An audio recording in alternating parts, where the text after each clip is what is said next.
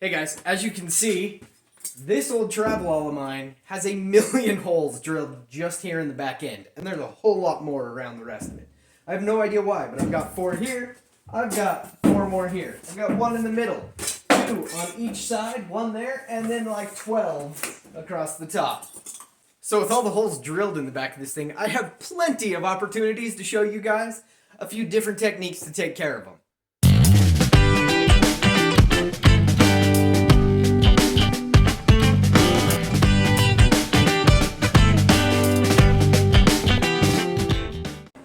The very first technique we're going to look at is what I just call the free fill, or the freehand fill.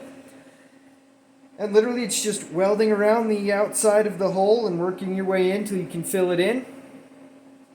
Welder settings, I usually take the settings I'm running to butt weld sheet metal and run just a little cooler because I'm just welding on the outside of something. And you're just welding around the outside of the hole with quick little tacks to try and keep from burning it back.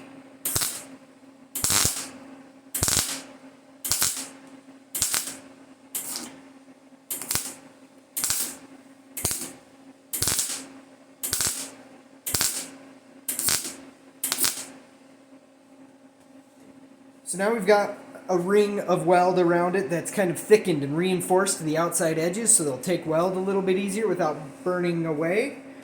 And we just start tacking inside of those and building up the next layer.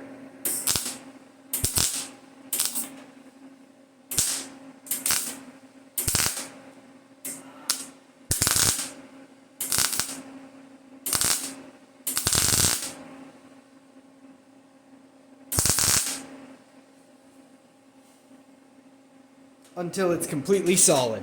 So you can see here, after we've welded that hole in, nothing left, and we're ready to grind that down or move on to the next one. So for technique number 2, we're going to do what I call the backed fill.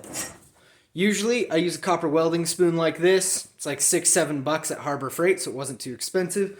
But you can also use something even like this. This is made out of steel, so it's technically weldable. But it's so big and so hefty that with the sharp, quick tacks that you're doing for welding in something like this, they don't really penetrate and stick to this. So it's easy to just twist it and it pops right off the back. We're going to go ahead and use the welding spoon, get set up, and weld in our second hole with that backing. So a backed fill tends to be a little bit easier simply because there's more metal absorbing heat, so it doesn't blow through as quickly or easily around the edges. And you can also use this on larger holes if you really want to go to the effort, but the bigger the hole is and the more weld you're putting in, the more careful you have to be about how much heat you're putting into a panel so you don't create a big warp around the hole. So,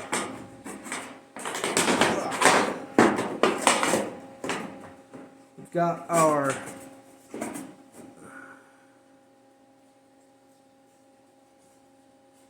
Actually, you know what? I don't have quite the clearance I thought I did. So we are going to use the steel one to back this.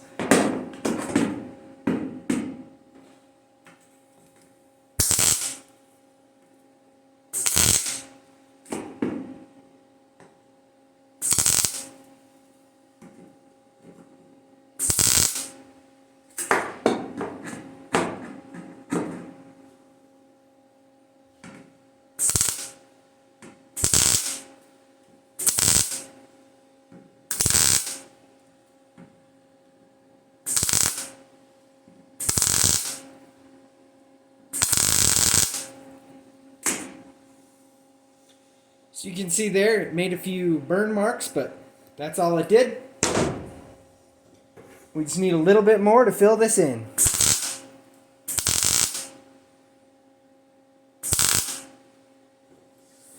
And that's the second technique. Technique number 3 is the washer fill. This is just a regular washer, has the outside diameter that I need, and I've welded it to a scrap of just garbage to make it easier to hold.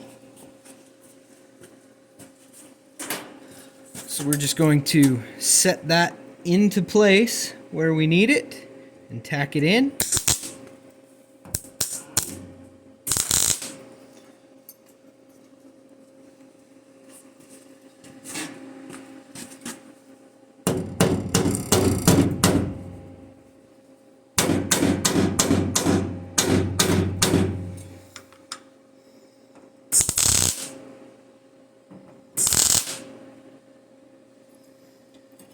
And then we can just break this off of there, get it out of the way.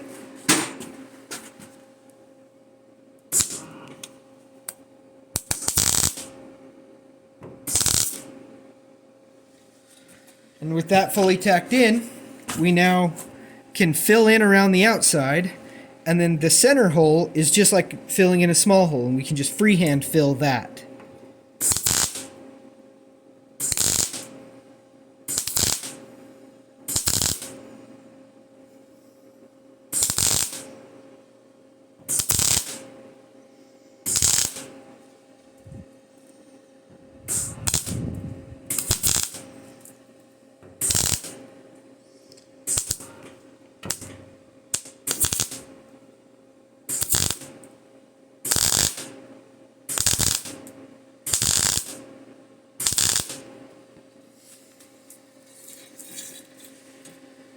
Technique number 4 is the patch panel. I just have a random scrap of sheet metal. I have a nail welded to it. Anything that's stiff and straight you can use that you're willing to weld on, so a wire hanger works great. These little nails are just something I happen to have laying around in the garage, so they work great. First thing you're going to do with a grinder, with a pair of shears, whatever, is just start cutting it down close-ish to where you need it to be. So with something started, we're just going to set that in our drill. And then using our grinder, we're going to turn this down into a circle.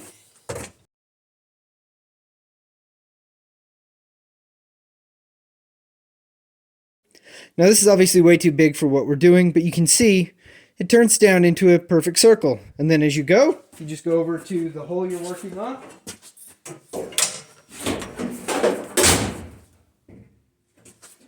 Hold up what you're using and see if it will work. Nope, we've still got a long way to go.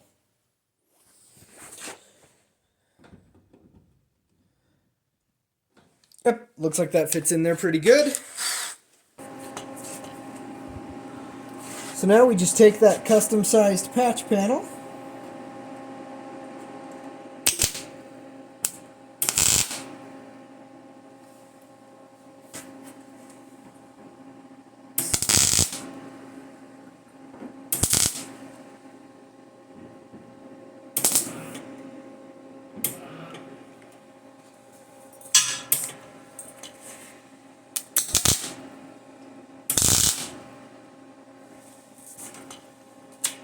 then we'll just take the grinder after we've tacked it in and remove the stud.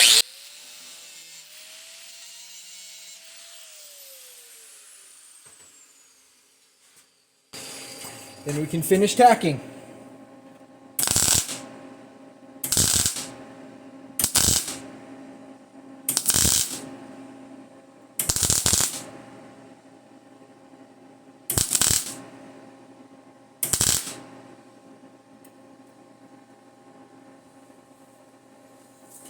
And there you go. That gives you a perfect patch for what you were working on.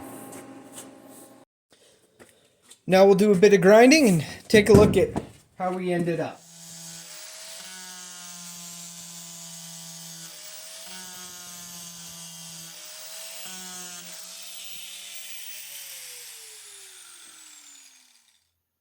I went ahead and used those techniques to finish up all the holes here on the back. So you can see all 4 there, all 4 there, 1 there, 2 there, and all the way up around, as well as I actually had to do a little bit of work and rebuild that corner. Unfortunately, not long after I finished all those, this thing had to sit outside and a rainstorm came through and started rusting them immediately. So I do have to take care of that. That has nothing to do with the how-to. These techniques work anyway. Anyway, guys, I want to thank you all for watching. We'll catch you on the next one.